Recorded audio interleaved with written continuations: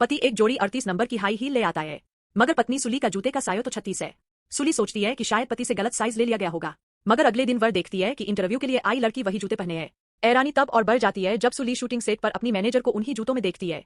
इन सभी इत्तेफाकों को देख सुली सोचने लगती है कि क्या वह जरूरत से ज्यादा शक तो नहीं कर रही है। उस रात सहेली के साथ खाना खाते वक्त वह पुराने सहकर्मी से मिलती है और उसकी बातों से सुली को पता चलता है कि पति उससे आयुध बोल रहा है। मेरा पति कहता है कि वह आधी रात को मुझे मिस करता है और साथ बैठकर शराब पीना चाहता है। लौटते वक्त सुली सहेली को बताती है कि उसे अपने पति की हरकतें संदिग्ध लगने लगी है। सहेली से बात करने के बाद सुली सोचने लगती है कि यह बस उसका वहम है, मगर जैसे ही सहेली कार से उतरने लगती है, सुली देखती है कि सहेली भी उसी जूते में है। सुली को विश्वास हो जाता है कि यह सब इत्तेफाक नहीं है। तभी पति को एक गुमनाम मैसेज आता है और तीनों जूते पहने लड़कियां अपने अपने घर से बाहर निकलती है।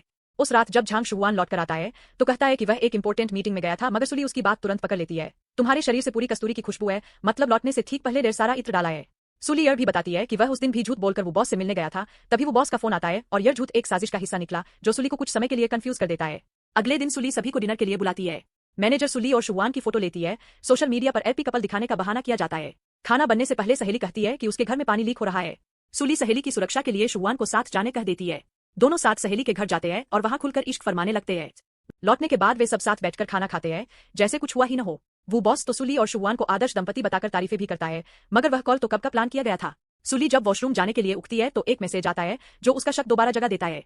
अब सुली फैसला करती है कि वह उस व्यक्ति को बचाकर लाएगी जो इस जाल में फंसा है। अगले दिन सुली अपनी सहेली से मिलकर यह बात बताती है। सहेली कहती है, जानती हो, बिल्ली चूहे का शिकार सीधा नहीं करती, वह उसे भागने देती है, थकने देती है, जब तक वह पूरी तरह हिम्मत न छोड़ दे। सुली उस वक्त सहेली में शक नहीं करती। आगे बढ़कर शुआन की कंपनी जाती है। सहायक बताता है कि शुआन की मीटिंग रद्द हो गई है, वह ऑफिस में नहीं है।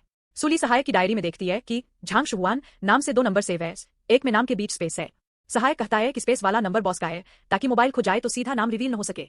सुली को एहसास होता है कि शुआन ने भी इसी तरीका अपनाया है और जिस वो बॉस से वह बात कर रही है वह एक नकली नाम है। रात में शुआन जब नहाने जाता है तो सुली शादी की सालगिरह का पासवर्ड डालकर उसका फोन खोल लेती है। अंदर खुलासा मिलता है, मुझे तुम्हारी बहुत याद आती है, नहाकर तुम्हारा इंतजार करूंगी, तुम्हारे पसंदीदा कपड़े पहने हुए। मुझे भी तुम्हारी याद आती है, बस थोड़ी देर में आता हूँ, देखता हूँ तुम्हें किस तरह सजा देता हूँ। और तब सुली जान लेती है कि यह वो बॉस असल में कौन है।